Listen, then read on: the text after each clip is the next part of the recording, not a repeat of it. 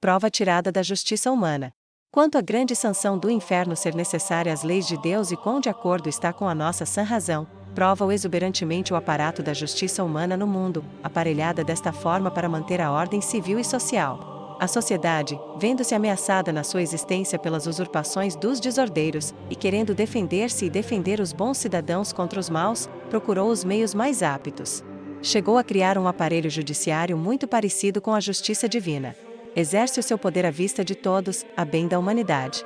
Estabeleceu um exemplo grandioso em favor da justiça divina. Serve de prova visível e lição, que deveria uma vez para sempre fazer calar todas as reclamações e recriminações daqueles que ainda não chegaram a usar da sua reta razão para raciocinar devidamente sobre o assunto que nos ocupa. Não há dúvida que a justiça humana, por ser auxiliar da justiça divina em manter a boa ordem no mundo, é sancionada por Deus. A autoridade civil é encarregada da divina enquanto mantiver a ordem civil, protegendo os bons contra os maus, coibindo e punindo os desordeiros pela força material, de modo que não prevaleçam e convertam tudo em anarquia. Que não fariam do mundo os brutos criminosos, que não têm medo do inferno, se não encontrassem uma coligação e sanção mundial contra eles. Convertê-lo-iam num antro de violências, a desafiar a humanidade e ao próprio Deus. Foi por isso que se erigiu contra eles uma barreira de ferro e fogo. A sociedade defende-se em nome de Deus, vigorosamente, contra os atentados e crimes, estabelecendo leis e sanções correspondentes, instituindo tribunais e juízes, pondo-lhes nas mãos os códigos civil e penal, e colocando-lhes ao lado, como auxiliar, a polícia. Por melhores que sejam as leis, se não forem garantidas por sanções eficazes e por uma justiça incorruptível, não adiantam, resultam ineficientes e irrisórias. Quem é que observaria as leis, se estas não tivessem sanção? Quem, por exemplo, pagaria impostos, se a tal não estivesse obrigado sob pena de multa ou prisão? Pagaria impostos, se a tal não estivesse obrigado sob pena de multa ou prisão? Talvez ninguém. Está visto. São as sanções eficazes e justas das leis que produzem a segurança pública, a boa ordem no mundo, e não as leis por si só. E por isso que as sanções se tornam eficazes pelo poder executivo da polícia. Esta também é indispensável, deve estar à altura da sua missão. Nela encontram os desordeiros à força bruta. Usando do seu direito sagrado, a autoridade civil pode até infligir a pena capital. Como médico social, pode amputar o membro podre e envenenado, pode eliminá-lo da sociedade, impedindo assim que prejudique os demais. É por isto que a autoridade civil recebeu de Deus a espada, para usar dela com toda a justiça, a bem da comunidade social. A pena de morte ou a reclusão perpétua é o último recurso da sociedade contra os malvados que atentam contra a vida dos outros. É praxe universal coibir assim as violências dos perversos contra os bons. A ameaça do devido castigo corporal é o único freio eficaz que há no mundo e a última salvaguarda contra os maus. É até ótimo meio para incutir mais temor a Deus, que não deixará de castigar muito mais o mesmo crime. Quinta pergunta: não haverá semelhança entre a justiça humana e a divina? Verificados na justiça humana o modo e a racionalidade de punir os criminosos com a força bruta e até com a morte ou reclusão perpétua, resta-nos indagar de que modo a justiça humana concorda assim com a divina, de que modo os castigos nela empregados justificam a existência do inferno. É isto que essencialmente nos interessa saber neste momento. Para corroborar a razão de ser do inferno, temos de estabelecer um paralelo, considerando de um e de outro lado o que significam e representam os castigos em questão. Assim, notaremos surpreendente equivalência entre ambos, ao menos quanto à duração, se não tanto em relação à natureza e intensidade dos mesmos, sendo os terrenos apenas uma pálida imagem dos eternos. Condenando a justiça humana um criminoso a sofrer a pena capital, risca-o do livro da vida como indigno de continuar a viver na sociedade humana. Não podendo mais com ele, entrega-o à justiça divina. Executando-se a sentença, o executado padece a maior e mais afrontosa dor do mundo, a morte violenta por castigo, para satisfazer a justiça humana. Nesse momento perde ele tudo quanto possuía no mundo: família, parentes, amigos, riqueza, todos os bens terrenos, o próprio corpo, até a esperança de reaver jamais qualquer dos bens perdidos, e sem sequer deixar boa lembrança e saudades na terra. O próprio nome fica profanado e estigmatizado pela morte de acelerado. Para ele não há sequer recordação piedosa que se vota aos falecidos de morte comum. É uma desgraça extrema que caiu irreparavelmente sobre o infeliz. O mesmo acontece a quem for condenado à eterna desgraça do inferno. No momento da desastrosa sentença, Deus risca o réprobo do livro da vida eterna, onde são inscritos os seus fiéis servidores, retira-lhe a sua graça e amizade. Quando ele for surpreendido pela morte, perde ele imediatamente todos os bens deste mundo, a que tanto se apegava, perde corpo e alma, e fica para sempre sepultado no inferno, vivendo eternamente só para sofrer a todo momento e continuadamente maiores horrores do que a própria morte de supliciado. A sua memória é a de um desgraçado, ficando eternamente execrado na lembrança dos bons, e até dos próprios companheiros de desgraça. Quando condenado à prisão perpétua, a sorte do criminoso não acusa menos semelhança com a sorte do réprobo. Assim como o criminoso encarcerado ficou excluído da sociedade humana, privado da convivência com os homens honestos e até com a própria família, assim também o réprobo fica eternamente eliminado da família de Deus, da sociedade de Deus e de todos os bons. Um e outro ficam relegados e reclusos para sempre. O criminoso, enquanto estiver nas mãos da justiça humana, enquanto o corpo viver, até a morte. O réprobo fica no seu cárcere do inferno enquanto a alma e Deus viverem, ou seja, por toda a eternidade. O criminoso recluso acha-se tantas vezes nas mais desumanas e miseráveis condições, acha-se não só numa cela, com grade de ferro, como se fora uma fera, mas às vezes até preso com algemas em mãos e pés, para não poder fugir nem matar-se, às vezes em subterrâneos escuros e imundos, comendo comida péssima e bastante só para não morrerem de fome, sem nenhuma comodidade, antes com todo incômodo, com o corpo alquebrado e dolorido, por tantos suplícios e doenças, com a alma roída de ódios, remorsos e maldições dos seus amigos e sentimentos, cúmplices dos seus crimes, verdadeiros monstros, mais parecidos com os demônios do que com os homens, e com os quais ninguém quereria conviver. Todos esses sofrimentos são muito piores do que a morte. São uma morte lenta e contínua, um pequeno inferno. E se a morte tardasse 1000 anos, teria ele de continuar a sofrer os mesmos horrores. Tudo isso que a justiça humana dá a sofrer aos criminosos não é senão a expressão viva e verdadeira, ainda que só em imagem pálida, do que os réprobos têm de sofrer no inferno. Onde estão os protestos daqueles todos que não concordam com tamanha crueldade para com os homens? Onde está a Liga de Proteção aos Encarcerados, que reclame contra as torturas desumanas e inúteis dos prisioneiros? Como é que desde o começo do mundo não se formou nenhuma só liga para esse fim, ao passo que as ligas de proteção aos animais são frequentes? Ninguém se incomoda com os prisioneiros maltratados, estando todos convictos de que eles padecem só as consequências dos seus crimes, de que talvez nem sofram quanto merecem, de que semelhantes sanções são necessárias para garantir à sociedade humana a paz e a ordem. Parece, pois, que a força inclemente empregada pela justiça humana contra os criminosos, por maior e mais forte que seja, não excita a indignação nem ofende o brio de ninguém. Ao menos ninguém reclama contra as sanções das leis humanas, como se fossem contra os brios dos homens briosos, e ainda menos daqueles que o não são, os perversos. Longe de reclamar contra elas, os homens do nosso país, por exemplo, reclamam contra a demasiada clemência das leis civis e as injustiças que dela resultam. Todos a lamentam e a criticam acerbamente, afirmando que, para vingar as leis, é mesmo necessário o inferno. Só os criminosos reclamam contra as sanções, querendo sentir-se desimpedidos nas suas violências contra os outros. Os bons nunca se incomodam com prisões e sanções, não lhes tocam nem os ofendem, porque não são feitas para eles, como nota São Paulo, 1 Timóteo, capítulo 1, versículo 9. São feitas para os desordeiros que nelas incorrem por infração das leis, e que devem realmente temê-las. Da mesma forma, devem temer o inferno os desordeiros e impenitentes, todos os que não se incomodam com leis, nem com sanções, nem com Deus, que querem viver pelos seus caprichos e paixões, e não pelas leis de Deus, que cometem infrações sem lhes ligar importância, e sem se arrependerem nem corrigirem. Quem vive como bom filho de Deus não deve assustar-se com o inferno, deve ter temor e respeito filial, obediência e amor de filho para com seu Pai Celeste, e Deus por sua vez o tratará como filho e não como escravo do inferno. Sexta pergunta: com a justiça humana ainda é precisa a divina para manter a ordem no mundo? Antes de prosseguirmos, será justo e oportuno levantar contra o primeiro grande argumento em favor do inferno, indispensável à garantia da boa ordem, a seguinte objeção: se a justiça humana já persegue e castiga os crimes e mantém a boa ordem, não parecerá desnecessária a sanção extraterrena e o inferno para mantê-la? Respondemos como segue. Por mais perfeito que seja o aparelho judiciário e policial de um país, por mais íntegros que sejam os juízes, por mais incorruptíveis os jurados, advogados e policiais, ainda são insuficientes e incompletos para manterem a ordem social. Se por trás e acima das leis e sanções humanas não estivesse a autoridade de Deus com suas leis e sanções, inspirando respeito e temor aos homens, todas as imposições e medidas coercitivas humanas não seriam bastantes. Se não houvesse outra justiça além da humana, esta seria irrisória. Como aumentariam no mundo os criminosos? Milhões de entes humanos que agora, por temor de Deus, deixam o mal, não encontrariam mais barreira nenhuma para este. Simplesmente, não se deixar pegar pela polícia, seria a divisa de inúmeros deles. E qual seria a consequência de tal?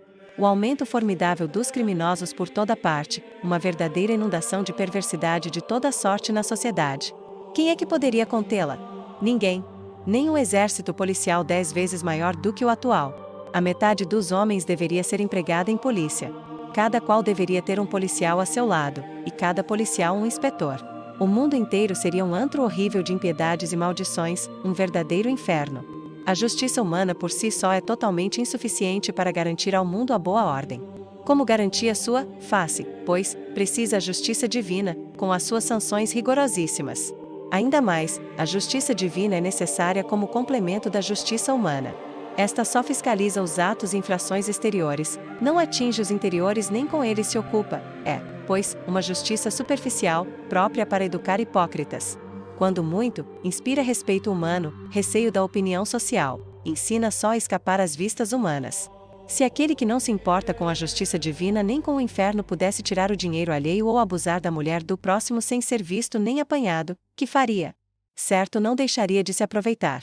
Sem dúvida haverá exceções, que saem em número regular, mas são exceções, a regra geral bem pareceria ser aludida. Só o temor de Deus e do inferno é que obrigam imperiosamente a retificar os pensamentos e sentimentos mais íntimos do coração. Por outro motivo ainda a justiça divina é necessária como complemento da humana, por causa das falhas desta. Muitas vezes a justiça humana condena inocentes e absolve criminosos.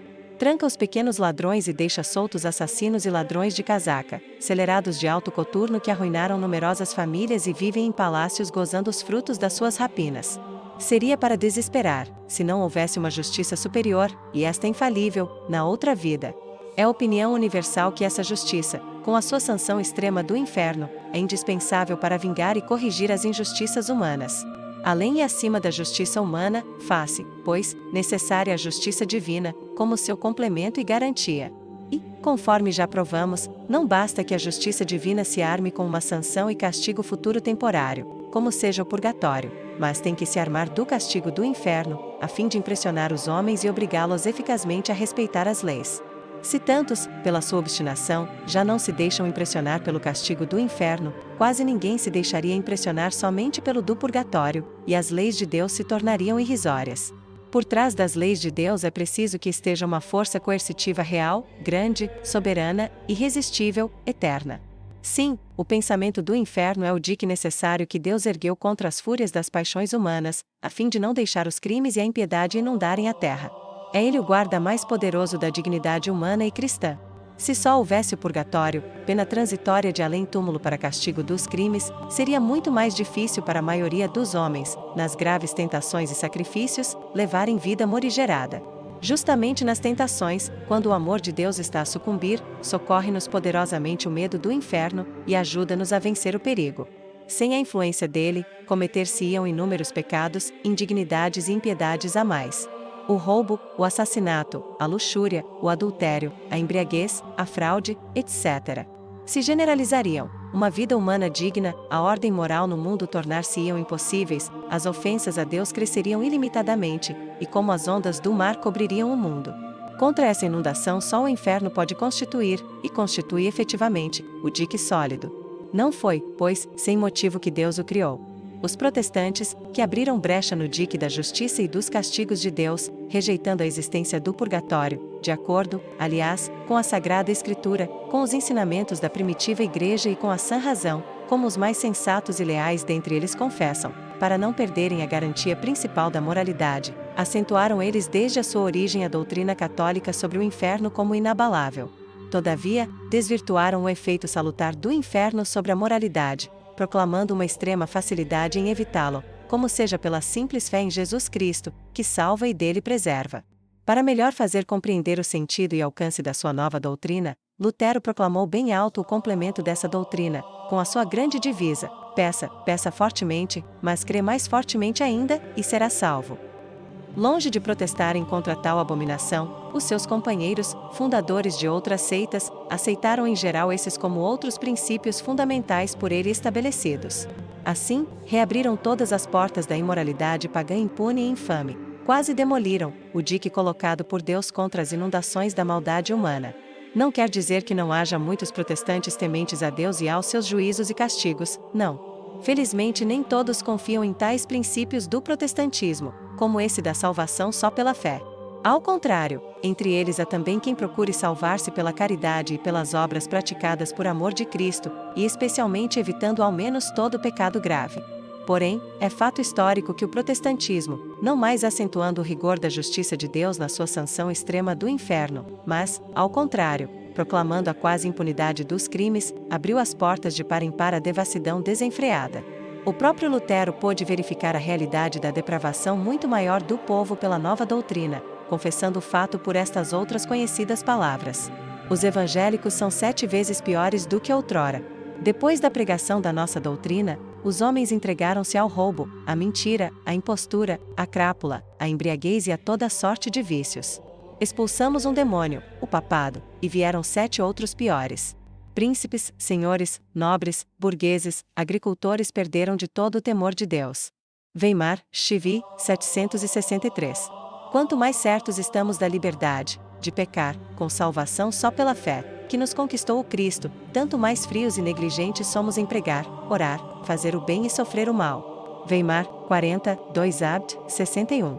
A dissolução da moral foi a consequência direta de um princípio fundamental do protestantismo, e não tardou a verificar-se. A dissolução doutrinária das verdades da fé tinha que ser a consequência lógica de outro princípio fundamental. Desde sua origem, o protestantismo vem progredindo cada vez mais na sua negação, graças ao livre exame, pelo qual cada um pode interpretar livremente a Sagrada Escritura, aceitando ou rejeitando as verdades de fé que quiser. É a arbitrariedade, o individualismo e o subjetivismo introduzido na religião, a liberdade quase ilimitada em todos os terrenos, tanto na moral quanto na doutrina. Essa licença fenomenal e ruinosa reduziu, no protestantismo, quase a zero as verdades positivas reveladas, deixando afinal cada um crer o que quiser e criar assim a sua própria religião, na forma do conhecido provérbio: cada cabeça, cada sentença, cada seita. Chegaram assim os protestantes a pôr em dúvida e a negar as verdades mais essenciais do cristianismo, inclusive a do inferno e a da própria divindade de Cristo. Em artigo publicado em O Estado de São Paulo, de 21 de julho de 1929, sob a epígrafe O Caos Protestante, lia-se que o professor George H. Bass, da Northwestern University, de Chicago, publicara um livro interessante em que referia o resultado de um inquérito recente sobre o estado doutrinal das principais seitas protestantes da América do Norte. Reunia nesse volume as respostas de 500 ministros protestantes de credos diferentes, e de 200 estudantes de teologia, a um questionário de 56 quesitos sobre pontos essenciais da doutrina cristã. Acode só estiveram todos eles sobre este único ponto, a existência de Deus. Quanto à existência do inferno, só 53 ministros e 11 estudantes de teologia aceitaram a possibilidade de existência de tal lugar de punição. É bem provável que o protestantismo dos outros países do mundo não esteja em melhores condições do que o da América do Norte. Qual o resultado de tão lamentável descrença? É a onda de impiedade que tende a avassalar o mundo e arruinar a sociedade. É o enfraquecimento assustador da posição do cristianismo e o formidável incremento do exército dos inimigos de Deus e de Cristo, que bradam como outrora os judeus diante de Pilatos: tira-o! Não queremos que ele reine sobre nós.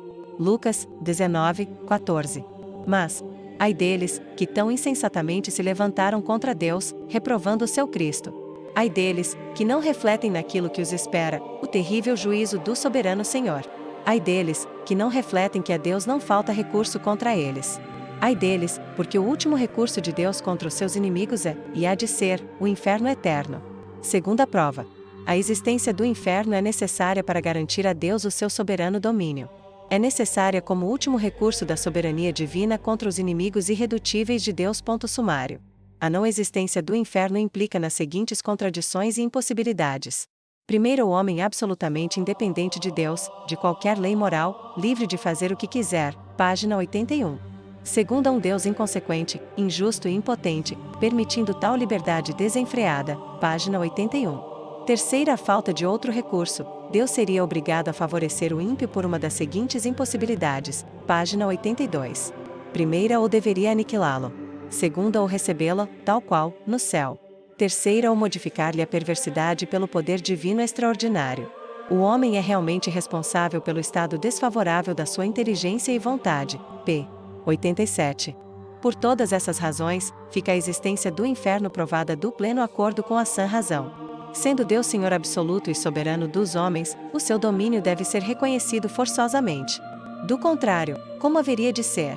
Todas as suposições em contrário levam às maiores contradições. O primeiro absurdo seria o de um homem absolutamente independente, universalmente livre, não só de vontade e fisicamente, mas também moralmente, e tendo assim o direito de fazer o que quisesse, sem responsabilidade, sem consequência desagradável de qualquer espécie.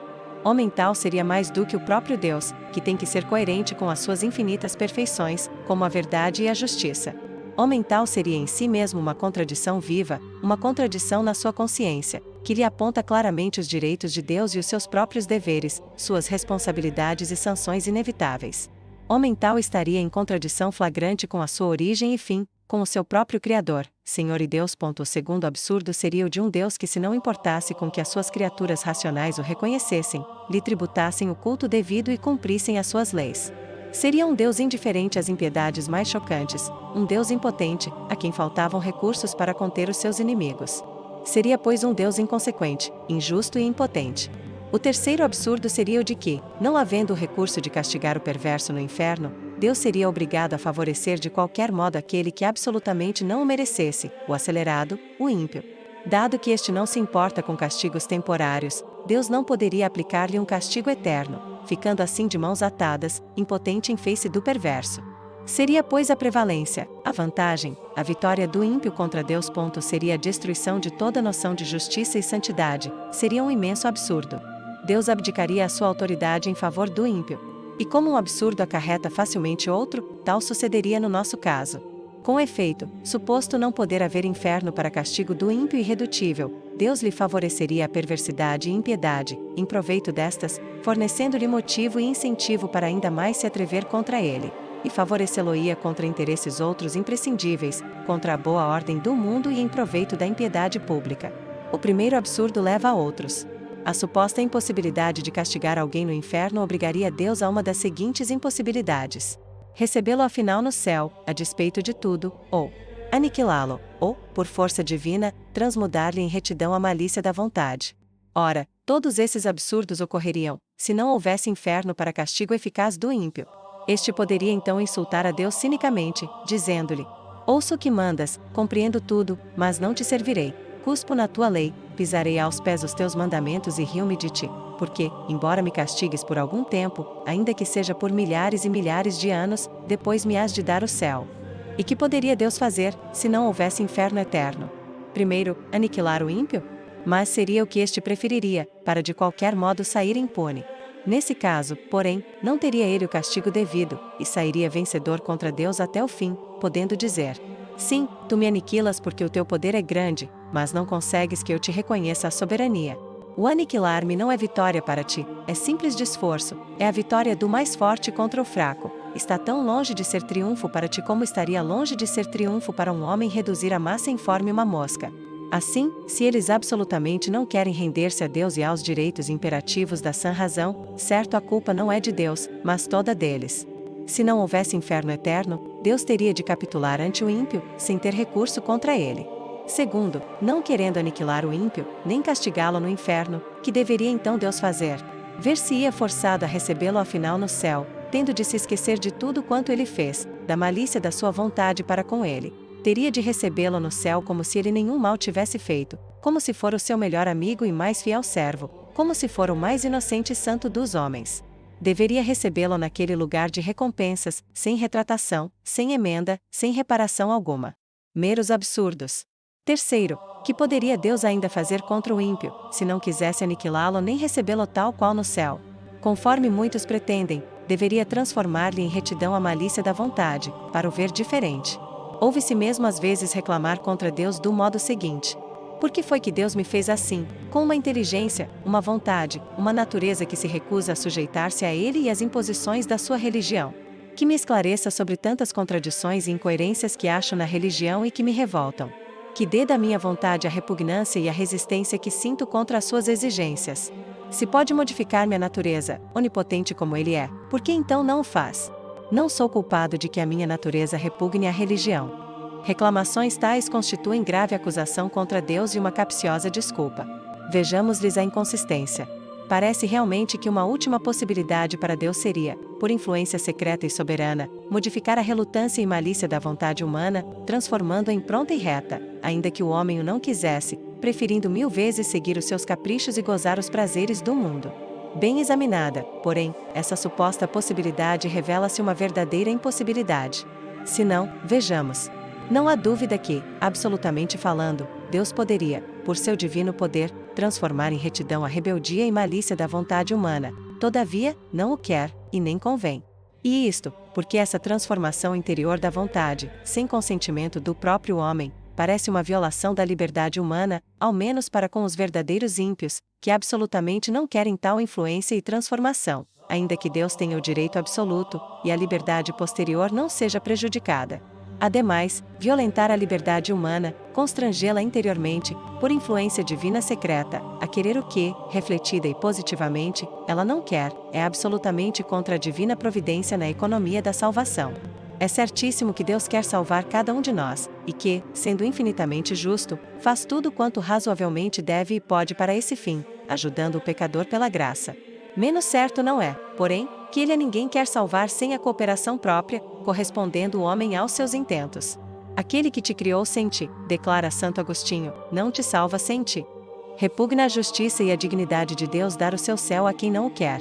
Deus fez o homem senhor da própria vontade e do próprio destino, faz depender a salvação da obra pessoal de cada um.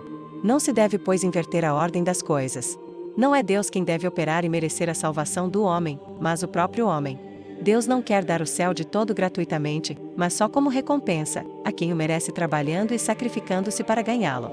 Sucede com o prêmio de Deus o que sucede universalmente aqui na terra: quem não trabalha não ganha, não faz jus à remuneração. Conforme São Paulo, segundo Tessalonicenses, capítulo 3, versículo 10, quem não trabalha não tem o direito de comer, e portanto nem o de viver. Assim também, não ganha a vida eterna senão quem presta o serviço prescrito, ordenado. 7. Pergunta: é ou não é o homem responsável pelas condições da sua inteligência e vontade? Ora, o primeiro e principal serviço que temos de operar em favor da nossa salvação é cultivar a nossa inteligência e vontade, dá-las a Deus, reconhecer e glorificar a Deus por elas. O ser humano, o homem todo, com corpo e alma, é o campo de Deus por excelência, que devemos trabalhar, roçar, plantar e, com a graça de Deus, fazê-lo produzir frutos de virtudes e boas obras para a vida eterna. É preciso aproveitar a luz do dia, o sol e a chuva fecundante que Deus dispensa fartamente a todos. Cada qual colherá o que houver semeado. Ninguém pode responsabilizar a Deus se o seu terreno só produz ervas más, cardos e espinhos, frutos amargos e mortíferos. Imputar a Deus as trevas da nossa inteligência, a rebeldia da nossa vontade e a perversidade do nosso coração, é enorme injustiça, é verdadeira insânia. É um grosseiro engano fazer depender dele o que na realidade depende de nós mesmos. É gravíssimo erro exigir e esperar de Deus o que Ele colocou em nossas mãos e espera de nós, do nosso esforço, o que está ao nosso alcance, o que podemos e devemos por nós mesmos fazer. A inteligência e a vontade humana são faculdades espirituais reflexas, podendo agir e reagir sobre si mesmas, para verificar e retificar tudo. Ao mesmo tempo são dependentes uma da outra, a vontade pode agir e mandar na inteligência, ao passo que esta pode agir e influir na vontade. Cada um de nós é senhor da sua inteligência e vontade, podendo fazer delas o que quiser, pode formá-las, transformá-las e até divinizá-las, como quiser, pode deformá-las, corrompê-las e pervertê-las, como quiser. Será conforme o alimento que lhes fornecer. E será conforme as deixar dominar pelas más paixões, ou não. O alimento delas, natural e sadio, é a verdade e a sabedoria de Deus, o direito, a justiça e a verdadeira caridade. Alimento fictício e a sua corrupção são o erro, as fantasias da imaginação própria ou alheia, e as loucuras da paixão. Ainda mais prejudiciais lhes são os pecados, especialmente os vícios, que não só as escravizam, mas as estragam e corroem intimamente, tirando-lhes a vitalidade, a luz e a força. Eles endurecem a vontade no mal, e tornam quase cega a inteligência. Por tudo isso é o homem responsável. Do mesmo modo que o homem pode estragar a sua inteligência e vontade, também pode melhorá-las, evitando as influências impróprias e agindo convenientemente sobre elas. Pode muito bem melhorar uma pela outra. Para melhorar a vontade, é preciso melhorar a inteligência, os pensamentos, é preciso refletir e ponderar melhor a verdade e realidade das coisas, não os seus prós, mas também os seus contras, é preciso informar-se melhor, distinguir melhor entre a realidade e as aparências. Para não nos enganarmos nas nossas investigações e progredirmos sempre na compreensão da verdade, devemos nos basear em certos princípios inconcussos, como por exemplo nos seguintes: não há sabedoria contra Deus. Tudo quanto Deus faz é bem feito. Jamais é, pois, lícito e razoável pensar ou sentir mal de Deus. Seria blasfêmia imputar a Deus o que se deve atribuir à maldade e aos malfeitores humanos. Mostrando assim nas suas indagações justiça, sinceridade e lealdade, a luz de Deus não tardará a nascer na alma. Expurgando a inteligência, a fantasia e a vontade das ilusões e maldades, mais ou menos voluntárias, Deus começa a tomar conta delas, esclarecendo-as e transformando-as com a sua luz e a sua graça. A prova cabal e sumária de que podemos melhorar as condições da nossa inteligência e vontade está na própria educação da mocidade, como na formação própria e subjetiva de cada um. Toda ela pressupõe e se baseia na possibilidade de modificar e melhorar as condições da inteligência e da vontade. Se essa possibilidade desaparece para qualquer educando, só atirá-lo do educandário, onde não progride nem melhora. Deus também quer educar-nos como seus bons e dignos amigos, de modo que mereçamos estar eternamente com Ele no céu. Quer formar-nos na sua escola, oferecendo-nos os recursos da Santa Igreja e concorrendo Ele próprio, com a sua graça, para a obra da transformação da nossa inteligência e vontade. Entretanto, os auxílios exteriores não dispensam o trabalho pessoal de cada um. Como na escola o aluno não se pode dispensar de estudar, deve este até fazer o trabalho principal, indispensável, estudando por si mesmo. Destarte, cada um deve empregar os meios à sua disposição e cooperar com a graça de Deus, a fim de melhorar as condições da sua inteligência e vontade, tornando a sua alma digna de Deus. Outra prova cabal de que podemos melhorar as condições espirituais da nossa inteligência e vontade está na importância da meditação, no papel importante que a meditação desempenha na vida espiritual. A meditação é outra escola, uma escola superior, com ótimos professores, como sejam Deus e os seus santos, e bons manuais, conforme as necessidades espirituais de cada um. A meditação é um excelente meio para enobrecer a inteligência, a vontade e o coração do homem todo. Nela se aclararam as ilusões, vaidades e injustiças do mundo, nela nascem a emenda da vida e as virtudes, nela se acende o fogo do amor divino. Numa palavra, é ela um ótimo meio para transformar a inteligência e a vontade, para fazer Deus viver no homem. O mesmo se pode dizer da oração, da boa leitura, da assistência às prédicas e mormente do estudo das graves questões referentes à nossa tarefa de vida, às nossas futuras esperanças e apreensões. Por conseguinte, em tese, há muitos meios para melhorar e transformar a inteligência e a vontade, está mais que provado. A dificuldade está em mostrar praticamente, na realidade da vida, quão culpados são os que não empregam os meios à sua disposição para esse fim e que, portanto, continuam em péssimas condições espirituais de inteligência e vontade. Inúmeras pessoas se acham na vida em condições desfavoráveis ao seu bom desenvolvimento espiritual e à sua salvação. Muitos parecem já nascer sob uma estrela de infortúnio, de pais viciados, já desde a infância só ouvindo blasfêmias contra Deus e contra a religião. Crescendo, vivem na rua, abandonados dos pais, frequentando ou não uma escola neutra ou antes contraproducente, sendo desde cedo desviados e desnorteados. Entrando na vida, nada sabem de Deus nem da eternidade, nem querem saber. Continuam muitas vezes a viver em condições independentes da sua vontade, absorvidos e oprimidos por necessidades materiais.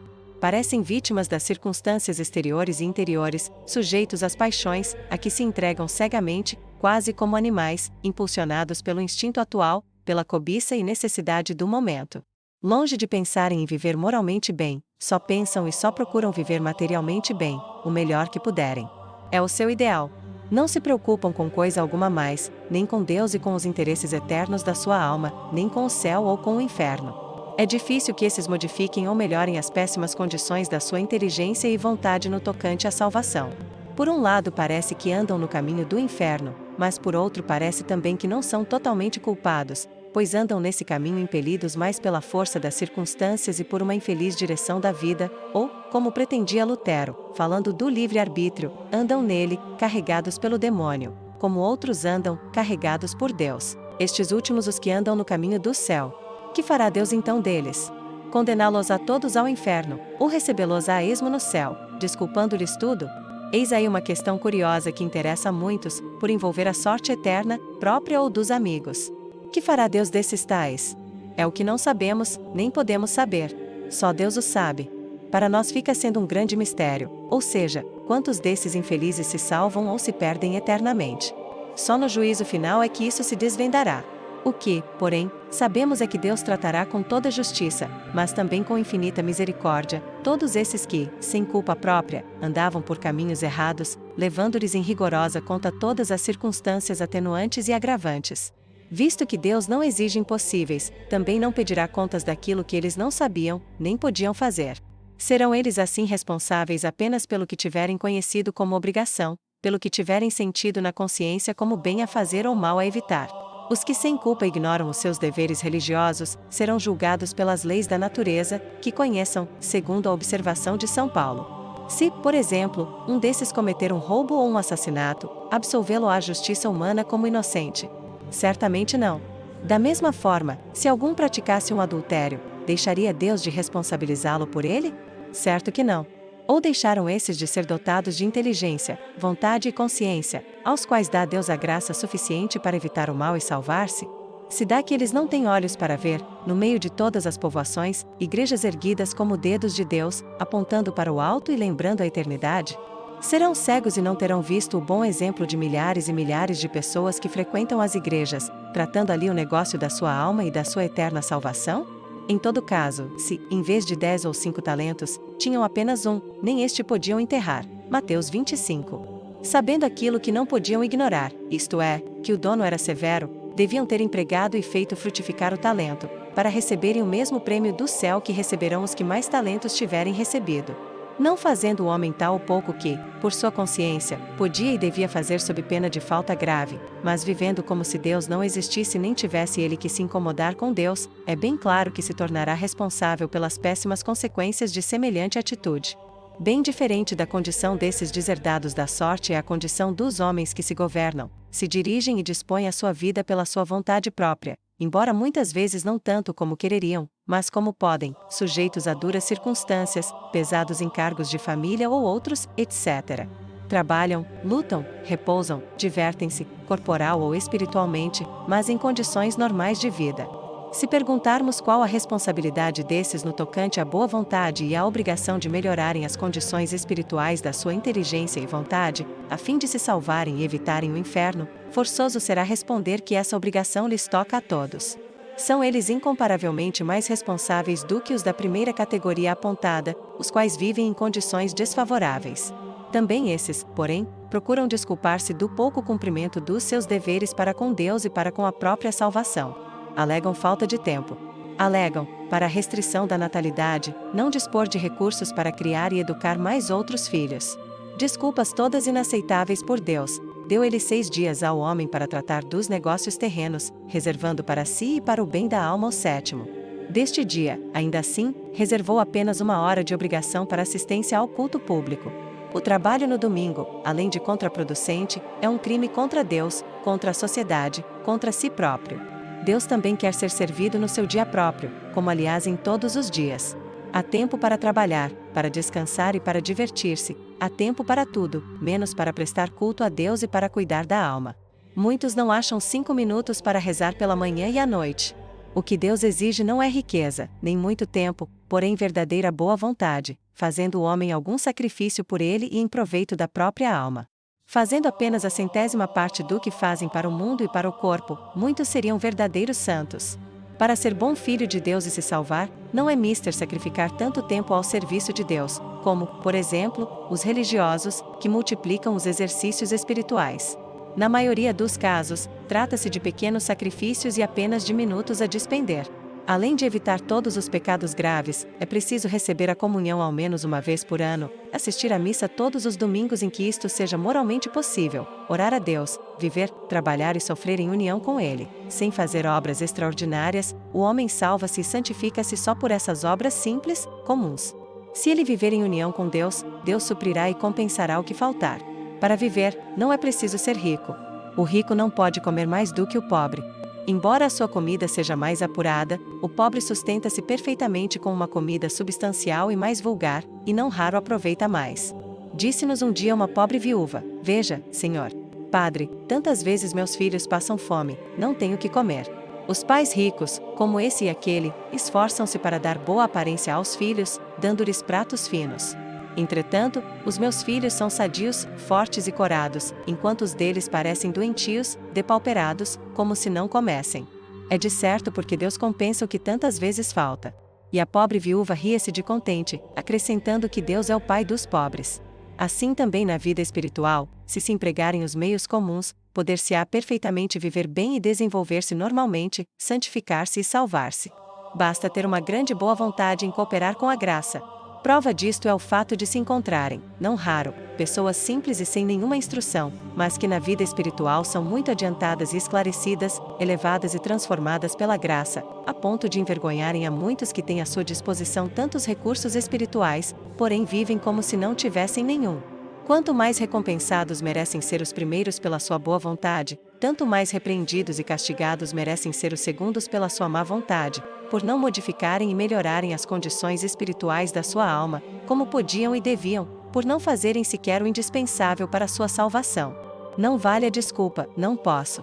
Dos viciados, daqueles que, pela repetição do mesmo pecado, contraíram um ou mais vícios, vendo-se depois presos como por grilhões e julgando impossível sair da sua escravidão. Nem esses devem desanimar e jogar fora as armas. Aí estão os exemplos de tantos grandes pecadores que, pela penitência, se converteram e se tornaram grandes santos, como, por exemplo, Santo Agostinho. Ele reanimava a sua coragem pelo exemplo de tantos outros, repetindo sempre: o que este ou aquele fez, será que eu não posso fazer? Com a graça de Deus posso tudo, disse São Paulo, para si e para todos. Pode-se tudo com a graça, cooperando fielmente com ela. A desculpa do ímpio é um desafio a Deus e à humanidade.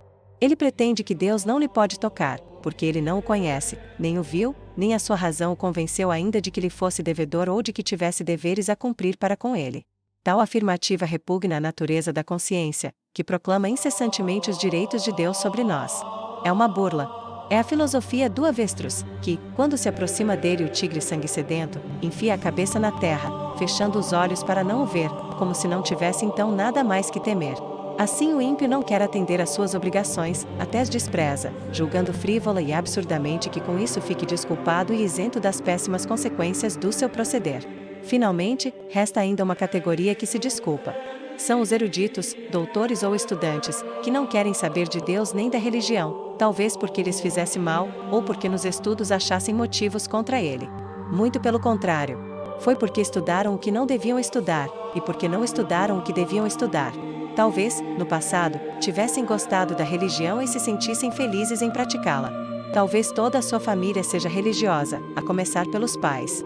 Eles, porém, formam voluntariamente uma triste exceção e dissonância, pensando talvez consigo, no seu orgulho: ah, eu sei mais. Não preciso mais de Deus. Teriam esses qualquer desculpa? Pretexto tem. Desculpa razoável, não. O motivo real é que se estragaram com más leituras e talvez com vícios inconfessáveis. Não se sentem mais com coragem de praticar a religião e de se elevar às alturas. Aí está a história de tantos eruditos, ou pretensos eruditos. Os que se excursam, se acusam. A sua desculpa volta-se contra eles como máxima culpa. Deus também os espera, a esses doutos ou pretensos doutos. Ninguém tem o direito de se desculpar das más condições espirituais da sua alma. Ainda que não me lembre de nada, previne São Paulo, e Coríntios capítulo 4, versículo 4, nem por isso estou justificado. A quem se lembre de tudo e saiba tudo a fundo, é Deus que me julga. Não devemos crer demasiado na boa vontade. Acaso cada um de nós não é culpado dos seus pecados e vícios, dos abusos da graça, da inteligência e da vontade? Acaso não vemos o bem e não seguimos o mal? Acaso não temos consciência dos nossos atos, quando agimos contra os reclamos daquela? Devíamos seguir o mais razoável e seguro, que é, ao mesmo tempo, também o melhor e o mais perfeito. Quantas vezes, como diz São Paulo, Romanos capítulo 7, versículo 5, vemos o melhor e seguimos o pior? Quem compreende todas as consequências das infidelidades à graça de Deus? No fim do mundo, no juízo universal, havemos de ver como cada um foi o autor da sua eterna sorte, seja de bem-aventurado no céu, seja de réprobo no inferno. Havemos de verificar como a observância ou a inobservância das leis morais provocaram certas e determinadas sanções e prêmios, que, quais outras tantas leis, contribuíram para a elevação e santificação de uma alma, ou para a cegueira, para o empedernimento e para a reprovação de outra, conforme a fidelidade ou infidelidade à graça, quase como o mercúrio do termômetro, que sobe ou desce automaticamente sob a ação do calor ou do frio. Esta vista provará na alma dos réprobos o remorso eterno, pelo que podiam e deviam fazer e não fizeram, e por terem merecido inteiramente aquilo que eternamente terão de perder.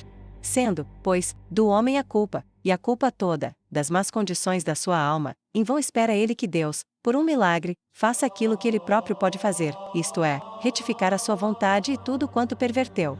É ele próprio quem deve procurar reparar o mal feito, com os recursos de que dispõe. Conforme for necessário e convier, Deus ajudá-lo-á com a sua graça, facilitando-lhe a tarefa, se o homem lhe implorar essa graça e realizar as demais condições para obtê-la. O grande trabalho de regeneração fica a cargo do próprio pecador. Se ele não se obrigar aos sacrifícios indispensáveis, mas perseverar na sua indolência e maldade, estas um dia perdê-lo-ão infalivelmente. Com o serviço de Deus não se dá o mesmo que com o serviço de um senhor da terra. A este ninguém é, geralmente, obrigado. Cada um tem na terra a liberdade de servir a quem quiser, de escolher o seu amo. A Deus, porém, todos somos obrigados a servir, e não será sem consequência que o não sirvamos fielmente. Terá isto consequências desastrosas e fatais. Quando o Supremo Senhor aparecer e chamar os seus servos a contas, mandará atar o servo preguiçoso e inútil, e, atado de mãos e pés, lançá-lo nas trevas exteriores, onde haverá pranto e ranger de dentes. Mateus capítulo 25, versículo 30. É a desforra de Deus, o seu último recurso contra o malvado, contra o ímpio, contra o empedernido que recusa ser-lhe servo fiel e filho carinhoso. Esse será eternamente escravo do demônio, amaldiçoando-se a si próprio e aos outros, naquele lugar de horrores e de trevas onde haverá pranto e ranger de dentes, no inferno eterno. 5. A própria natureza do pecado grave reclama o inferno eterno. Reclama-o como natural consequência, como castigo devido. Sumário. A justiça reclama um castigo proporcional a cada pecado, página 105. Por toda transgressão da lei em matéria grave, Deus é gravemente ofendido, página 106.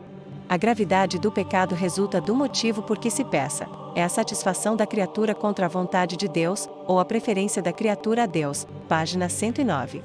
A consciência acusa essa como qualquer outra culpa de pecado grave, enquanto este se dirige contra a suma majestade de Deus, página 110. Momentos subjetivos que aumentam ou diminuem a gravidade, página 112. O pecado grave não se torna leve pelo fato de não compreendermos bem a divindade, página 114. Determinação do castigo devido ao pecado grave, o inferno, página 115. A natureza do inferno é a consequência natural do pecado grave, a separação de Deus, com todos os seus horrores, página 129. As penas do inferno conforme os teólogos, página 131. Resolve-se a objeção seguinte: segundo os desconhecidos ou próprios horrores do inferno, seria injusto castigar-nos Deus com eles, página 135. O pecador cai irremediavelmente no inferno na hora da morte, página 139. Reprova-se a possibilidade da reencarnação como meio de evitar o inferno, página 143. Não é possível a alma separada do corpo nem a purificação passiva, nem a ativa ou conversão própria, página 146. Tanto menos possível é uma conversão aceitável por Deus à alma já acometida pelos horríveis castigos do inferno, página 148. Como o corpo, pela morte, fica imóvel, assim também a alma fica imutável, e o pecado do réprobo como que eternizado, página 149. É convicção universal no mundo a necessidade de um castigo proporcionado a cada delito. A justiça mais elementar reclama-o como reparação da ordem perturbada. Como já vimos, o castigo proporcional é a sanção anexada por Deus a cada lei como garantia da sua observância e da inviolabilidade da boa ordem. O pecado é a transgressão da lei. O castigo correspondente é a satisfação pela desordem e o restabelecimento da ordem. O castigo é inevitável sempre que o delinquente não queira aproveitar o outro modo de satisfação, ou seja, da misericórdia de Deus, depois de provada a existência real do inferno por duas grandes razões extrínsecas, como única medida coercitiva eficaz contra as paixões humanas e como último recurso de Deus contra os seus inimigos. Trata-se de provar que com as razões extrínsecas concordam plenamente as duas intrínsecas, a saber, que o inferno é absolutamente necessário como consequência natural do pecado grave, sendo este, como é, a maior ofensa a Deus, repugnando irreconciliavelmente a misericórdia e justiça infinitas. A tese da terceira prova é esta: o inferno é o castigo devido ao pecado grave. Ou, por outra, e em forma de pergunta, será realmente o pecado grave um mal tão grande que Deus tenha tido de criar o inferno para castigá-lo devidamente? Sim. É uma ofensa grave, gravíssima a Deus, é uma ofensa tão séria que leva imediatamente às piores consequências, ao rompimento com Deus, à inimizade com Ele. Mas, como é que o homem ofende gravemente a Deus? Como é que Deus é gravemente ofendido pelo homem? A primeira categoria é objeto dos 3 primeiros mandamentos da lei de Deus, a segunda categoria é objeto dos 7 restantes. Deus é ofendido não apenas pela transgressão da primeira categoria de mandamentos, porém por toda e qualquer transgressão da sua santa lei, por ele próprio ditada para ser obedecida. Compreendendo todos esses casos, é que, teologicamente, o pecado grave se define como a transgressão deliberada da lei de Deus em matéria grave. A razão pela qual Deus vela sobre as suas leis é que foi Ele quem estabeleceu a boa ordem no mundo e, com toda a sua autoridade, manda guardá-la. Empenha-se com toda a sua soberania pela observância dela. Até sanciona as obrigações legítimas humanas com a sua própria autoridade divina. Manda cumprir todos os deveres, tanto os para com ele como os de cada um para consigo mesmo ou para com o próximo, exigindo que se dê a cada um aquilo que de direito lhe pertence, aquilo que se lhe deve. Por conseguinte, o homem comete um pecado grave não só atacando a Deus diretamente, porém também ferindo os interesses do corpo e da alma, ou os legítimos interesses alheios, que Deus ordenou respeitar. É Deus quem protege e garante cada homem contra qualquer usurpação alheia, fazendo-se vingador de toda injustiça. Nosso Senhor Jesus Cristo em particular declarou formalmente que todo bem e todo mal que alguém fizer ao próximo, ele o considerará como feito a si próprio. Mateus capítulo 25, versículo 40. Pois, à toa que muitos quereriam assim não fosse. Pretendem ser religiosos, e em tudo o que fazem, nada querer contra Deus, longe de atacá-lo e ofendê-lo. Quanto ao mais, entretanto, desejam ser livres para fazer o que entendem, especialmente quanto ao próximo, usando e abusando de tudo conforme o próprio beneplácito. Querem que Deus nada tenha que ver com os pecados, que não se incomode conosco, nem que nos incomodemos nós com Ele. Querem ser independentes para fazer no mundo o que entenderem, sem ser chamados a contas e a juízo. Mas assim não é, nem pode ser. Entre nós e Deus existe a relação natural de criado para o amo e de filho para o pai. Como ao amo não é indiferente o que faz ou deixa de fazer o criado, assim como o pai se incomoda com que o filho o respeite, o ame e lhe obedeça, assim também Deus faz questão de que o respeitemos, de que o amemos e lhe obedeçamos, como bons filhos, observando-lhe filialmente todos os mandamentos. Ofendendo, pois, ao nosso próximo ou transgredindo qualquer lei divina, Deus é implicitamente atingido, ofendido. Depois de conhecida a extensão das ofensas a Deus, importa determinar-lhe a gravidade. O pecado não é, geralmente, pecado pelo ato físico, mas pelo seu alcance moral, pelo intento espiritual. A gravidade do pecado concentra-se no motivo por que se peca, naquilo que se procura no pecado, o que está em jogo na tentação que precede o pecado. É a criatura levantando-se contra Deus, é a satisfação própria que se procura contra a vontade do Criador, a satisfação na criatura cobiçada contra a lei de Deus. Pecando-se, prefere-se a criatura a Deus, a sua santa vontade e a sua lei. Pois, uma dupla desordem íntima e essencialmente. O pecado grave consiste na aversão do homem a Deus, ao seu último fim, e na conversão para a criatura, São Tomás. Comparada a criatura com Deus, ponderado e pesado tudo na balança da sua avaliação, o pecador se decide refletidamente pelo objetivo da sua paixão e dá preferência a Satanás. Declara pelo seu ato que não lhe convém servir a Deus, sujeitar-se-lhe às exigências, e escolhe então o outro partido, desafiando a Deus, renuncia, pois, a Deus, ao prêmio, e aceita, com a satisfação da sua paixão estúpida, o castigo proclamado por Deus. Deveria vencer-se, mortificar-se um pouco, renunciando a um prazer fugitivo, mas não o quer, não o quis. Deus vale ou valeu menos para ele. Ele não quis sacrificar o prazer do pecado ao beneplácito de Deus. Preferiu sacrificar os interesses de Deus, da sua alma e da eternidade, ao gosto natural e ao gozo animal, como Deus arguiu a Jeroboão. 1 Reis 19. Acaso o pecador não sabe de que se trata? Pelo contrário, sabe-o e sente-o muito bem. O coração bate, o desassossego, a bússola interior manifesta-o. A consciência lhe acusa e indica claramente.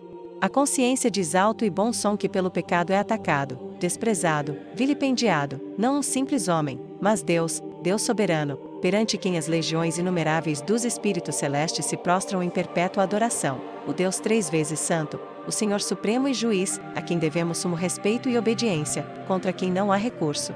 A consciência declara nitidamente em que porque Deus é ofendido, ou seja, em se lhe contrapor e preferir uma criatura efêmera, uma satisfação passageira, um prazer de alguns instantes, repetição da preferência de Barrabás a Cristo. A consciência marca esse ato como uma grosseira barbaridade e perfídia, como leviandade incompreensível e tolice estúpida. Esta intimação da consciência é de suma importância para constituir a gravidade do pecado. A relação com o infinito entra essencialmente em conta quando se trata de avaliar o pecado pela sua gravidade moral. Correntemente entre os homens e oficialmente em todos os tribunais humanos, a gravidade de um delito é avaliada em relação à pessoa ofendida. Uma injúria for rogada a um colega, a um irmão, não é certamente tão grave como se rogada a um superior, ao próprio pai, a um príncipe, a um rei, etc. Uma mesma desfeita cresce de importância à medida que a pessoa ofendida merecer mais respeito e veneração, conforme for mais graduada, mais elevada. Ora, Deus é o ser infinito, a majestade sem limites, que no pecado é desrespeitada, desobedecida, desprezada e desafiada. Logo, o pecado mortal encerra uma culpa moralmente infinita. Tratando-se de qualquer mal a cometer, pela consciência acusado como pecado, como coisa proibida, criminosa e passível de punição, a própria consciência imediata e espontaneamente exibe a relação dele com Deus, previne que Deus é inimigo daquilo que se pretende fazer, do pecado, que é por este ofendido, que exigirá contas por ele e que infligirá o castigo merecido. É da natureza da consciência mostrar a relação que a transgressão da lei guarda para com Deus. Todos sentem irresistivelmente essa relação, tanto o negro da África, como os índios vermelhos da América, tanto o hindu das Índias, como o chinês, o japonês e o russo da Ásia, e todos eles nada menos do que os civilizados europeus e americanos. Subjetivamente, a gravidade do pecado depende essencialmente da consciência de cada um. É o produto da inteligência, vontade e coração do pecador. Cometendo duas pessoas o mesmo pecado, transgredindo a mesma lei, subjetivamente o pecado não será o mesmo, da mesma gravidade. Será mais ou menos grave conforme a consciência de cada um, conforme cada um entender mais ou menos intensamente a inconveniência e abominação do mal que pratica, conforme compreender o que se deve a Deus, a extensão do desgosto que causa a Deus, o desprezo que lhe exprime. É mais ou menos grave, ainda, conforme a maior ou menor rebeldia, maldade e cinismo que envolver, de que se revestir a perpetração do ato perverso. O pecado é, pois, maior conforme mais elevada a inteligência, mais firme a vontade e mais nobres os sentimentos daquele que o pratica. De um lado, quanto mais inteligente for o homem, para avaliar todos os motivos da ofensa a Deus, e de outro lado, quanto piores forem a sua vontade e sentimentos, o desprezo às exigências de Deus, tanto maior será o pecado. Finalmente, quanto mais o homem tiver subido na amizade de Deus, tanto maior será a sua traição em cometer um ato reprovável. Por conseguinte, quanto menos instruído for alguém, quanto mais ignorante e bruto, pior avaliará o alcance do mal que faz, tanto menos peça e tanto menor responsabilidade incorre, desde que a sua ignorância não seja voluntária. Enquanto alguém for inconsciente do mal que praticar, nada lhe poderá ser imputado. A transgressão da lei será então meramente material, e não formal. O beberrão, ao contrário, será responsável pelos inconvenientes que proferir, como por qualquer crime que cometer, enquanto estiver previsto e enquanto for culpado da sua embriaguez. A medida exata do pecado será, pois, sempre a consciência particular de cada um. Enquanto a inteligência enxergar o mal proibido por Deus e a vontade o aceitar e quiser mais ou menos apaixonadamente, o pecado que se comete será maior ou menor. Oitava pergunta: a culpa do pecado torna-se leve pela circunstância de se não conhecer Deus a fundo? Todavia, transgredindo-se a lei de Deus em matéria grave, com toda a consciência, a culpa não será menor e leve pelo fato de não ser possível aprofundar e compreender a infinita majestade de Deus. Para incorrer a culpa de ofender a Deus infinito, basta conhecer que Ele é além de tudo quanto podemos imaginar, infinitamente perfeito, merecedor de suma veneração e absoluta obediência. É quanto basta saber para contrair uma culpa infinita, desde que nos revoltemos contra Deus e lhe neguemos obediência. Do mesmo modo, quem incendiar uma casa no intuito de destruir tudo quanto o proprietário tem, não será menos culpado pelo fato de não conhecer em particular os valores nela guardados. Quem se alçar contra Deus, seu Criador e soberano Senhor, é culpado de altíssima traição, de lesa majestade, e se tornará responsável pelas consequências. Atrai sobre si a indignação de um Deus. Nona pergunta: se o inferno é o castigo por uns atos passageiros do cristão, não carece ele de proporção? Qual é, pois, o castigo devido ao pecado grave, com que Deus deve vingar a sua majestade ultrajada? Só pode ser o castigo do inferno eterno. Ficou provado que o pecado grave é a maior ofensa, infidelidade, revolta e traição contra Deus, constituindo uma culpa infinita. Ora, sendo o homem um ser limitado, não cabendo nele um castigo infinito na intensidade, deve ele sofrer um castigo que seja infinito pela duração, como é o castigo do inferno. É bem verdade que os nossos sentimentos não querem admitir castigo tão horrendo. Muitos incriminam a Deus por faltar à proporção devida num castigo sem fim, infinito, para um crime passageiro, tantas vezes de um só momento, cometido por um homem miserável. Entretanto, a sã razão tem de admitir forçosamente o castigo do inferno eterno, em virtude de raciocínios como rigorosamente exigido pela natureza do pecado grave. Até neste mundo há castigos análogos, por crimes semelhantes, porém incomparavelmente inferiores. Como é que são às vezes vingadas e castigadas as infidelidades deste mundo? Por exemplo, a infidelidade conjugal, a revolta contra um príncipe, contra um rei, a traição à pátria, às vezes pela morte. Ora, essas e outras infidelidades contra homens são incomparavelmente menores do que as infidelidades contra Deus. Contudo, ninguém duvida da legitimidade do castigo pela pena capital, tirando-se por ela a vida para sempre, excluindo-se assim o criminoso para sempre do convívio da família e até da sociedade humana. Ainda que o assassinato se fizesse em um momento, julga-se universalmente ser o castigo apropriado e equivalente só à morte ou à reclusão perpétua do assassino. A gravidade do pecado não se avalia só pelo fato praticado, mas também e principalmente pela intenção que a ele preside. O pecado mortal é o ato de aversão a Deus e de conversão à criatura, é uma desobediência ofensiva grave, cuja consequência é a separação de Deus, o rompimento e a inimizade com Ele. Conforme já assinalamos acima, para cometer um pecado grave não é preciso atacar a Deus pessoalmente, levantar a mão contra Ele, injuriá-lo, revoltar-se contra Ele e resistir-lhe formal e obstinadamente. Basta transgredir uma lei grave, estabelecida por Ele, basta saber que Ele o proibiu, e querer assim mesmo fazê-lo. O pecado grave pode se cometer num mínimo de tempo, num instante. Sabendo-se que se trata de uma lei, de uma proibição séria e grave, é ele perpetrado no momento em que a vontade se resolve definitivamente a transgredi-la. O pecado grave merece, sem dúvida alguma, o inferno eterno, ainda que tenha sido cometido num simples momento, ou em pensamento. Pergunta-se, onde está a proporção entre o ato e a pena eterna? Está na infinita injúria e ofensa grave, na separação refletida e voluntária de Deus, a imitação de Lúcifer, que se decidiu a não servir a Deus, não te servirei. É a revolta contra o soberano Senhor. E o homem contra Deus, a criatura racional dotada de inteligência e vontade, que se nega a obedecer. No mesmo instante que a resolução é tomada, cabe a censura, a sanção, a consequência fatal e natural. Se Deus chamasse o homem imediatamente a contas, sem este revogar o seu ato e sem se arrepender dele, teria ele o inferno certo e por toda a eternidade. Deus, como supremo legislador, indubitavelmente tinha que estabelecer uma sanção absoluta, que não deixasse o homem de vontade para pecar livre e impunemente por qualquer tempo que fosse. A reação, a defesa, o castigo pode cair no momento após o pecado, é o direito de Deus contra o prevaricador. Esta possibilidade é uma absoluta necessidade, do contrário, toda a ordem moral andaria fora dos eixos, não teria garantias suficientes contra o abuso dos maus. Deve o homem saber que não tem a liberdade de ofender a Deus por tempo algum, por um momento que seja. Este fato, esta realidade, deve inspirar-lhe o devido respeito e temor a Deus, nunca se atrevendo a ofendê-lo gravemente, a erguer-se contra ele. E não só tem o homem diante de si essa terrível sanção do inferno, mas que um simples momento pode fazê-lo cair nele. Reflexão terrível, que, como a luz fulminante de um raio divino, nos faz reconhecer e avaliar em todas as suas formidáveis consequências a nossa responsabilidade moral perante Deus e perante nós mesmos. Deus podia chamar o pecador a contas logo após o primeiro pecado grave, sem lhe conceder prazo para reparar a sua falta, condenando-o logo ao inferno eterno. A natureza do pecado grave é razão suficiente para tal sentença e castigo. Se ele não usa mais vezes desse direito, é por infinita bondade e infinita misericórdia. Às vezes aceita o desafio de Lúcifer e de seus cúmplices na revolta. Assim, de vez em quando morre uma pessoa quase no ato do pecado. Que fazem os homens em tais ocasiões? Um devasso ou um ladrão, que desafia a homens, sendo surpreendido no adultério ou no roubo, facilmente recebe uma bala. Se morre, é feita e satisfeita a justiça humana. Ninguém pretenderá que não seja justo. É porque o homem é responsável pelos seus atos, recebeu inteligência e vontade para usá-las retamente e com todo cuidado.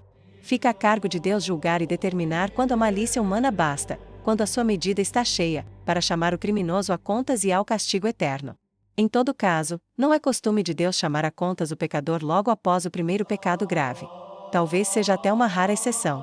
Pelo menos, não são muitos os casos em que os criminosos são surpreendidos e fulminados pela morte repentina.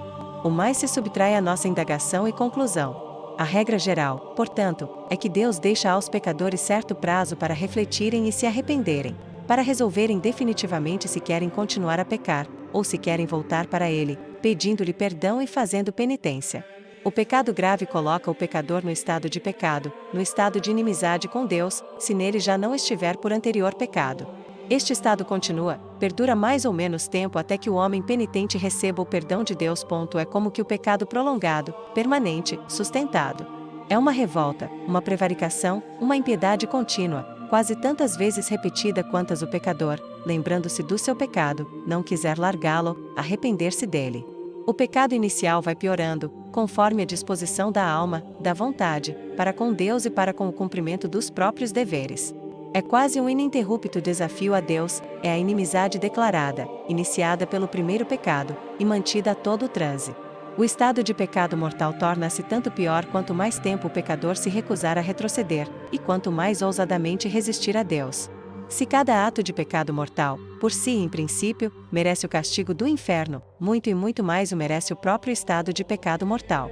Sendo este o caso geral dos pecadores, pode-se, de certo, dizer que o inferno é muito mais e propriamente o castigo dos impenitentes, e que Deus, devendo estabelecer também o inferno para os que morrem no ato de cometer um pecado mortal, para salvaguardar a intangibilidade das leis e da ordem, estabeleceu o inferno como castigo dos próprios impenitentes.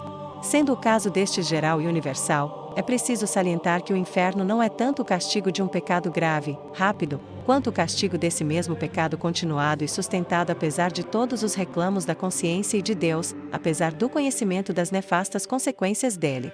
Pela continuação e obstinação no mal, como pela impenitência, cresce imensamente a culpa. Errar é humano, mas perseverar no erro é diabólico e merece os castigos dos demônios. Existe enorme diferença entre o estado de pecado mortal e atos isolados gravemente pecaminosos, dos quais o pecador se arrepende. O filho que comete faltas graves contra o pai, mas, a cada vez, pede perdão, facilmente o recebe. Se, porém, continuasse insubordinado, mereceria perdão? Deveria ou poderia o pai razoavelmente conceder-lhe sempre? Não.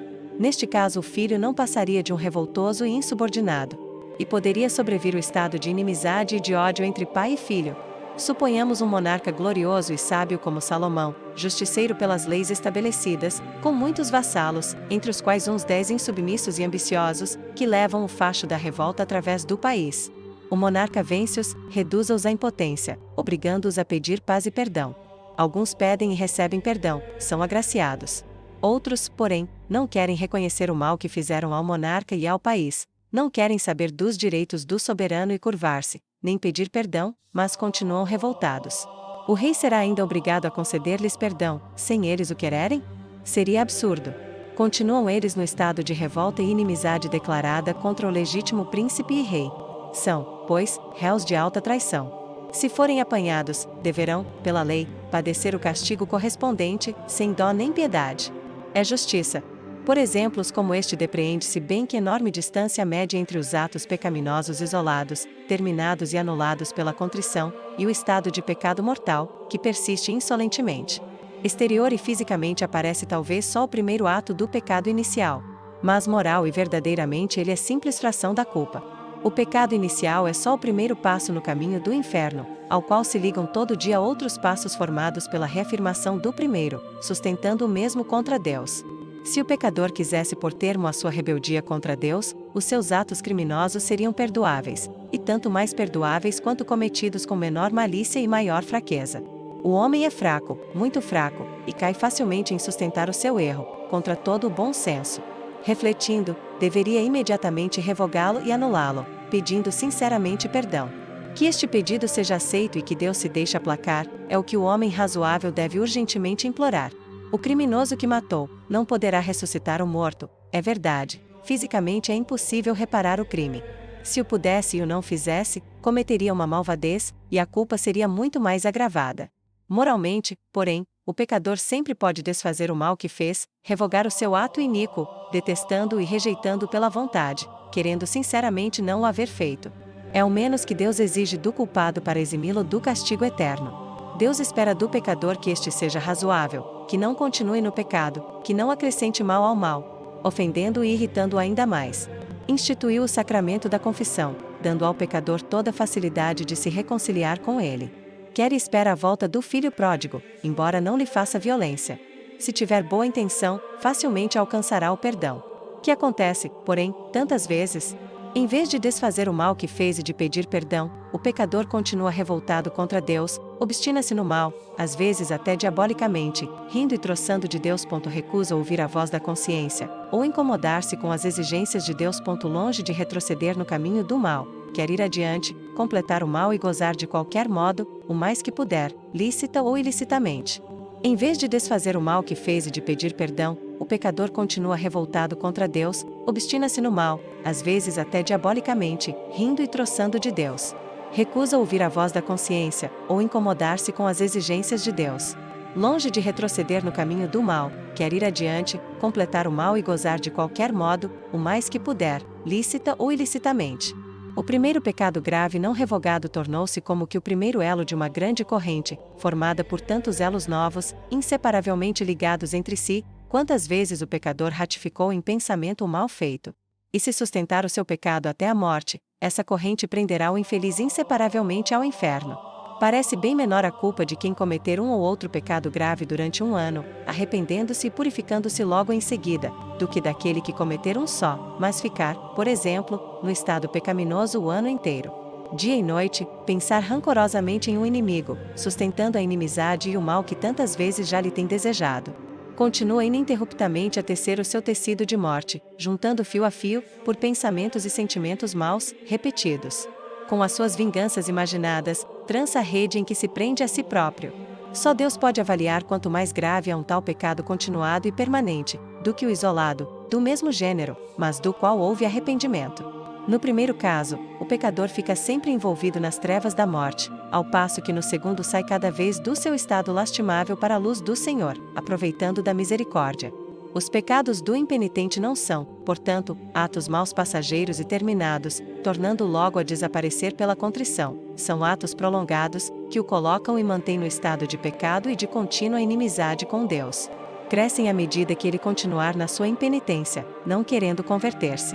Neste caso, merece ele ir e ficar para o inferno, justamente por causa da sua impenitência, uma vez que não quer reparar o mal cometido. Vivem eles como se não houvesse Deus, não dando a ele o que naturalmente se lhe deve. Vivem no estado de afastamento de Deus, não cumprindo seus deveres graves, razão mais que suficiente para não ter parte nele e cair no inferno. Este é o castigo devido ao seu estado de revolta, em virtude do qual não querem saber do serviço de Deus, nem se incomodar com as coisas de Deus. Vida sem religião é o grande pecado contínuo do século, a apostasia de Deus, a apostasia de Cristo. Quem viver em revolta contra Deus, com pecados graves no coração, sem querer largá-los, torna-se inimigo dele, repelido por ele e exposto ao inferno. E não fica só nisto. Não se dissolvendo por efeito de melhores sentimentos, a resistência a Deus e a revolta progridem, desenvolvendo-se às vezes até as últimas consequências, até ao ódio de Deus e a uma espécie de deicídio. O pecador que não quer deixar os seus pecados lembrando-se do castigo que Deus terá de infligir-lhe, revolta-se, desde logo resiste no seu interior. Acusa a Deus e começa a odiá-lo por seus castigos. Aspira ao seu aniquilamento e quereria até matá-lo, se pudesse. Totalmente descontente com Deus, que não quer deixá-lo fazer a própria vontade, mas ameaça castigá-lo, ele se vingaria se possível. Falo ao menos pelos sentimentos do coração, que Deus considera como outras tantas realidades. É conhecido o fato histórico ocorrido em Bistriza, na Sérvia, em 1891. Vendo que chovia pedras, um furioso taverneiro pegou da espingarda, dizendo que ia vingar-se de Deus e atirar nele. De fato, deu um tiro em direção ao céu, como se fosse para matá-lo. Deus aceitou o desafio, e no mesmo instante o infeliz caiu morto, como se ele próprio tivesse recebido a bala no coração. Isto aconteceu em presença de numerosos espectadores, testemunhas do fato. Não quer dizer que todos os pecadores estejam nesse caso, nem que todos tenham chegado a semelhantes extremos. Só os grandes pecadores, os próprios impenitentes e ímpios sustentam a sua revolta contra Deus, e continuam tenazmente na atitude de inimigos mortais. Como é claro que cometem o crime de alta traição e merecem o sumo castigo não somente aqueles que atentam contra a própria vida do príncipe, mas também os que fomentam qualquer revolta contra ele e contra a sua autoridade ou contra a ordem estabelecida, assim é claríssimo que merecem o inferno todos os que vivem e morrem impenitentes e inimigos de Deus e de suas legítimas instituições. Pois ao modo humano de vingar crimes dessa natureza corresponde só e perfeitamente à perda da vida eterna no cárcere do inferno. Quanto à natureza do inferno e dos seus sofrimentos, convém notar e salientar que são a consequência natural do pecado grave. Para compreender bem esta verdade, é preciso examinar a natureza do pecado. Conforme São Tomás de Aquino, o pecado consiste na aversão contra Deus e na conversão às criaturas. Todo pecado encerra uma dupla desordem: a separação de Deus, com o desprezo dos seus direitos mais sagrados, e a volta às criaturas como ao último fim. A esta dupla desordem deve corresponder uma dupla reparação, um duplo castigo: a privação de Deus, em castigo da apostasia, dor positiva vinda das criaturas, em castigo do prazer criminosamente tirado das mesmas. Destarte fica satisfeita a justiça divina relativamente à dupla inversão das relações para com o Criador, a qual constitui o pecado. Pecando gravemente, o pecador abandona a Deus, procurando a sua satisfação nas criaturas. Por justo castigo, Deus abandona o pecador impenitente, e as mesmas criaturas, de quem o pecador abusava pecando, se levantam contra ele, para vingar o desrespeito e as injustiças cometidas contra o Criador e Senhor de tudo. O ponto central da questão presente é entender bem o que significa para o homem a separação definitiva de Deus, e o que é Deus para ele. Deus é a vida e felicidade do homem. A união definitiva com ele é o céu.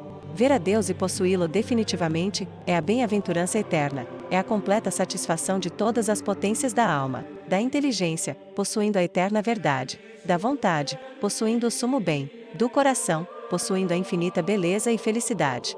Sendo o inferno a negação do céu, a separação definitiva de Deus, será ele, pois, a perda da visão e posse de Deus e de tudo quanto pode tornar a alma humana eternamente feliz, será a perda de tudo quanto é satisfação, alegria e felicidade.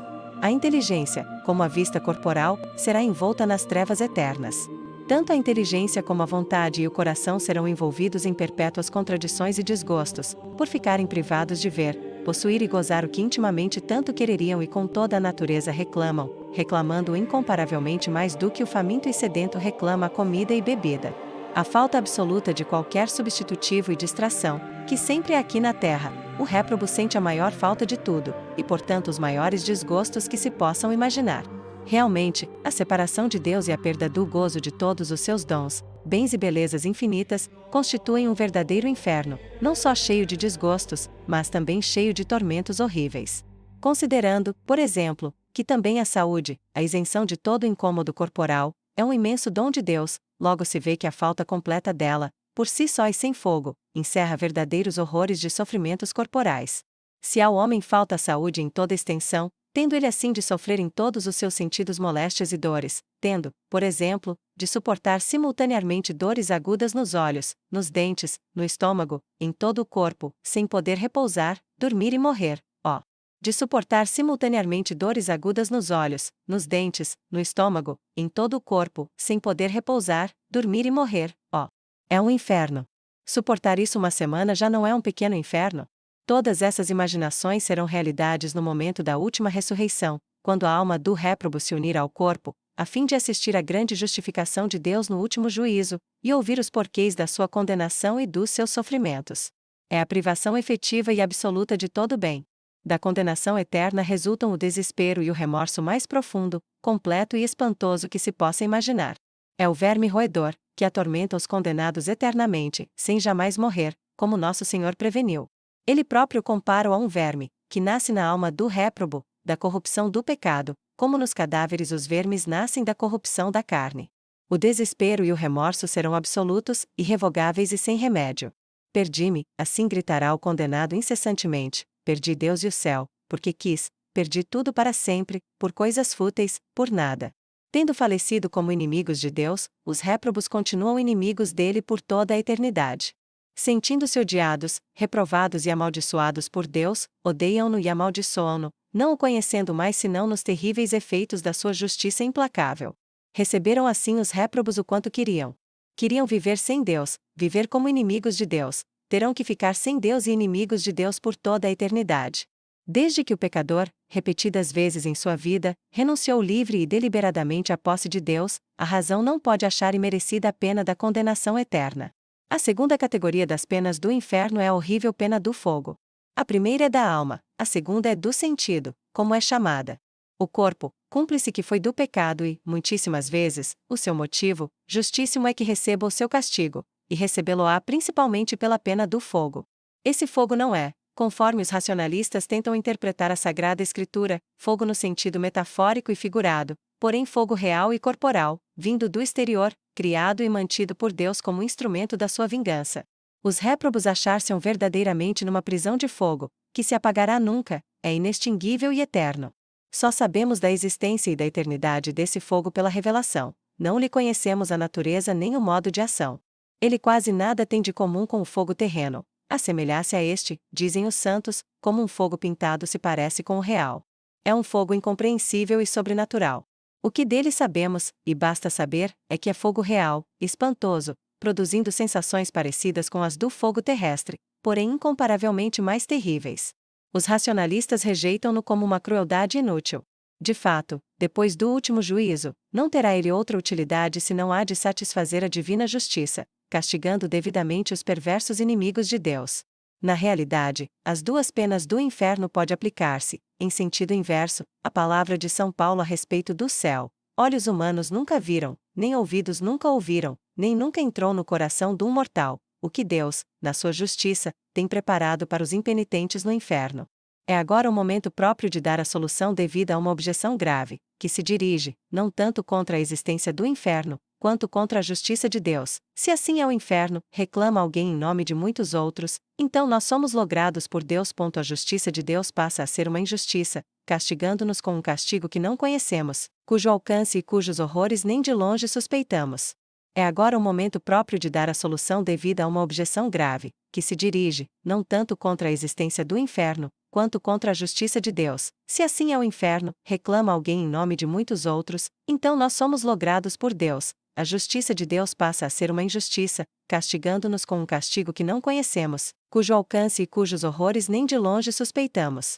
Se os homens soubessem de que é que se trata, deveriam ser simplesmente loucos para praticarem o mal e cometerem sequer um só pecado grave. Querem esses negar a Deus o direito de impor tão enorme castigo, atendendo a que o pecador não conhecia inteiramente as consequências terríveis e eternas do pecado, e de start não era responsável.